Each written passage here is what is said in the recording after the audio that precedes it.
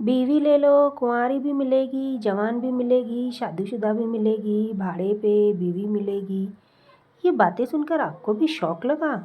मैं भी शौक में थी जब मुझे पता चला कुंवारी और जवान शादीशुदा महिलाएं मिलती हैं भाड़े पर, सिर्फ देने होते हैं इतने से दाम। ये भारत की धक्कादायक प्रथा आज भी चालू है। तो दोस्तों, आप भी जानना चाहते हैं भारत के कौन से देश में ये प्रथा चालू है और इसका क्या मतलब है, और आज तक ये प्रथा है और कानून इसके ऊपर क्यों नज़र नहीं डाल रहा? ये सारी बातें इस वीडियो में हम चर्चा करेंगे। लेकिन चैनल पर नए हैं तो चैनल को सब्सक्राइब करना ना भूलें और वीडियो अच्छा लगे तो लाइक ज़रूर करें। जब कभी भी हम एक गांव से दूसरे गांव जाते हैं तो हम भाड़े पर रूम लेते हैं या कोई फ्लैट लेते हैं। अगर हमें कहाँ घूमने जाना होता है तो हम रेंट पर गाड़ी लेते हैं। उसी तरह एक गांव है जहाँ पर बीवी रेंट पर मिलती है, लेकिन ये जो रेंटल एग्रीमेंट भी किया जाता है, ऐसे ही उठा के कोई अपनी बीवी नहीं देता। यहाँ पर आप चाहें तो कुंवारी जवान लड़कियाँ या फिर आपको शादीशुदा औरत भी भाड़े पर मिल सकती है। ये प्रथा आज भी चालू है। इसे सुनकर मेरे पैरों तले ज़मीन ही खिसक गई। ये आज भी चालू है। हम 21वीं सदी में हैं, जहाँ लोग चांद पर जाके पहुँचे हैं, मंगल पर ग्रह पर जाके पहुँचे हैं, और आज भी बीवी को एक चीज़ की तरह यूज़ किया जाता है।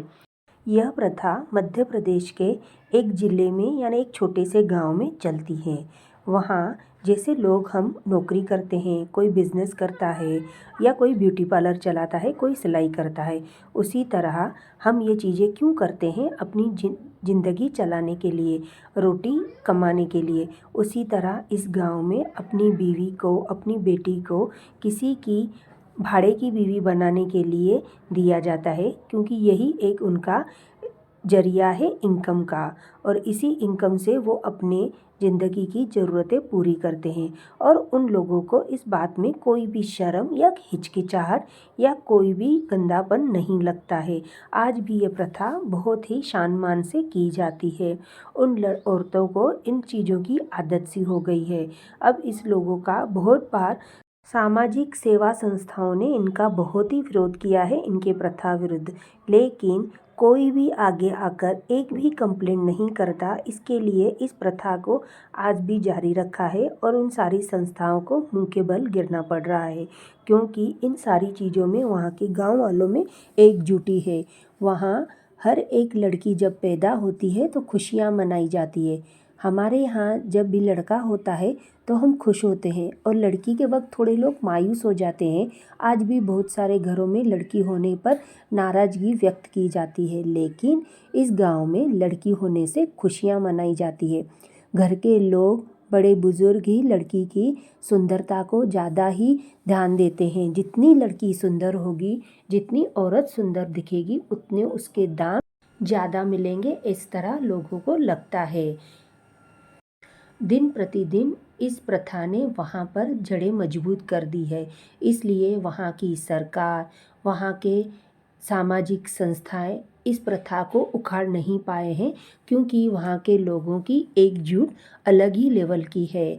और वहाँ कोई भी इस प्रथा को रोकने के लिए जाता है तो उसका बहुत ज़ोरों से विरोध किया जाता है। वहाँ के लोग अपनी बीवी को, अपनी बेटियों को किसी और पराये मर्द को एक एग्रीमेंट करके भाड़े पर देते हैं।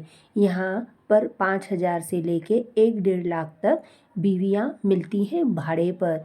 ये कितनी चौंका देने वाली बात है। आज भी हमारा देश, हमारे गांव में, शहरों में इस तरह की चीज़ें चलती है और कानून उसके ऊपर कुछ भी नहीं कर पाता, क्योंकि ये लोग खुद इस चीज़ों से निकलना नहीं चाहते। वो आज भी अपनी बीवियों को एक चीज़, एक दुकान समझकर संभालते हैं, जिससे उनकी आय बढ़े, उनकी इनकम बढ़े और वो अपने घर के खर्च निकाल पाएँ। मेरे प्यारे दोस्तों, आपको इस कहानी को सुनकर कैसा लगा? ज़रूर अपनी प्रतिक्रिया कमेंट में बताइए। मिलते हैं इस तरह की और नई बातों के साथ, कहानियों के साथ, जो सत्य घटना पर आधारित है। तब तक के लिए धन्यवाद। अलविदा।